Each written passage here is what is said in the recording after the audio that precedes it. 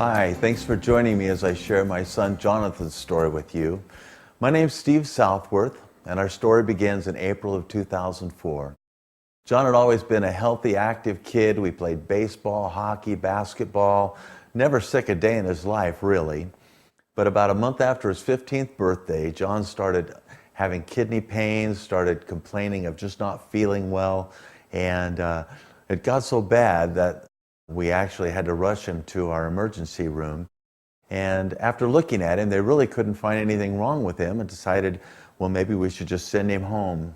And we just didn't feel real comfortable about that. And so we decided to take him to UCLA, maybe run some tests and see what was really going on. We thought, you know what, he's probably just got a bad kidney infection, some antibiotics, we'll be home, everything's gonna be fine. Well, that couple of days turned into quite a journey for us. By June, John's body began to change and he started expanding.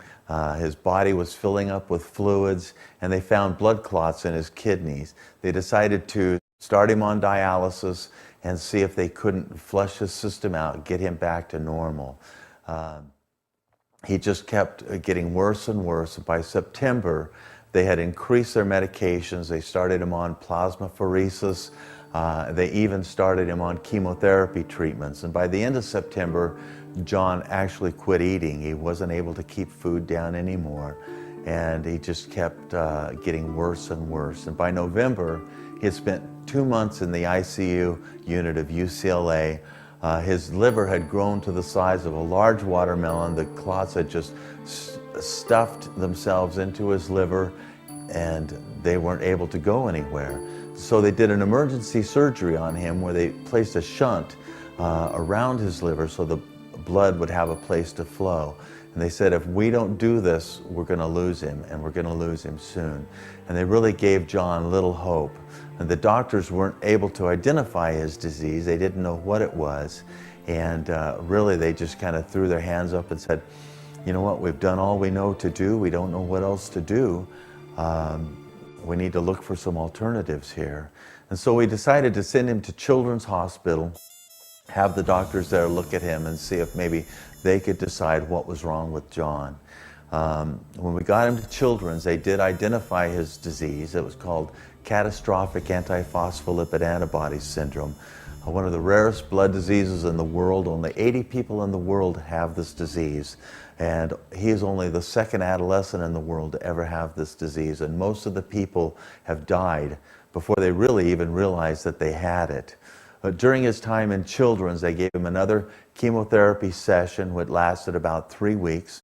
And one of the bright spots of John's hospital stay was he was visited by celebrities like Jay Leno and Brad Garrett. The Disney kids came and spent a lot of time with John. Even Santa Claus came and spent time with John. But at the end of his time there, the doctors at Children's really said, you know what, we've done everything we know to do also. And you might as well take him home, let him be comfortable. We're just going to have to take this a day at a time. We don't know what's going to happen with John. Knowing that the doctors had done all they could do, we brought John home Christmas Eve 2004. Make-A-Wish Foundation heard about John, and so in May, John did a Make-A-Wish shopping spree. John loved music, and so we went to Guitar Center. They showered him with gifts. He got guitars, amps, drums. It was quite a wonderful day for John. You can imagine after 13 months of being sick, John needed all the bright spots in his life he could get. They told John that his adrenal system was destroyed, never to work again. John was always going to have to be on heavy steroids. His blood pressure was 170 over 100 all the time on the blood pressure medication, and John had to give himself 2 blood thinner shots every day in his thighs or in his stomach, and sometimes he couldn't even do it. He'd say, Dad, could you give me my shots today? And so I would have to give him his shots, usually in his arms, and it was very distressing as a parent to watch my son go through those difficult times. John was on 2 pages of medications. When he was in the ICU unit of UCLA, his lungs collapsed. He was on chest tubes. He was intubated for almost 3 weeks. We really thought we had lost him several times. We had relatives come thinking they were going to be saying their goodbyes to John. So I was praying for a miracle for my son. And in July of 2005, I heard the story about mangosteen juice. It's a little fruit from Thailand. A man said to me, you know, there's been a lot of results from this. You might want to put your son on that. It could help him. And I said to myself, I've got nothing to lose. I've got nothing to lose. And so we tried the juice. And after 3 weeks, I noticed that John was changing. I noticed that the effects of his steroids were diminishing. I noticed that John had energy level. And for him, that was phenomenal. He had gone through a period of depression. He hadn't been in school since April of 2004. And for John to say, Dad, I'm feeling really good. We were pretty excited. But after 6 weeks, changes in John's body were so evident. All the effects of the steroids were gone. His blood pressure was normal, 120/58. It was phenomenal. His energy level was high. We were so excited. And we started learning more about this juice. We would take him back to Children's Hospital every month, and they would say, oh my gosh, he's doing so great. And month after month, they would say, whatever you're doing, just keep doing it, because John's doing great. And after about 3 months, they were able to take him off of his blood pressure medication. After 4 or 5 months, they said, this is a miracle. His adrenal system is functioning perfectly. And they took him off of his steroids. And the biggest miracle to me was in September of 2006. They took John off of all of his blood thinner shots. He didn't have to give himself those shots anymore.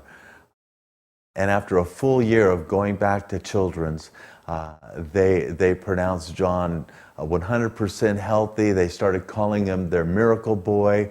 We were so thrilled with the phenomenal results that were happening in Jonathan's body. We've gone from nearly no hope at all to all the hope in the world. And I believe with all my heart that it was the mangosteen juice that was the miracle in John's life. That was the miracle that I was praying for. Don't just take my word for this. Check it out for yourself. I think that you'll find, with all the science and so many positive results experienced by so many people, you'll be pleased as well.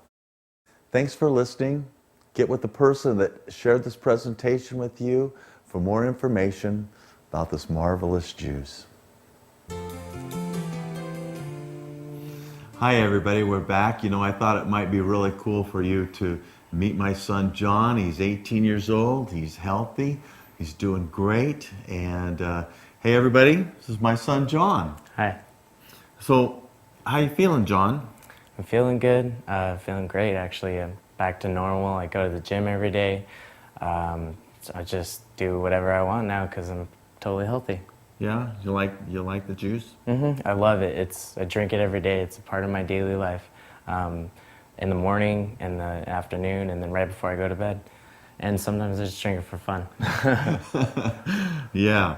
Well, hey, that's our story. This is living proof. 18 years old, gives me lots of grief. I love it. Thanks a lot.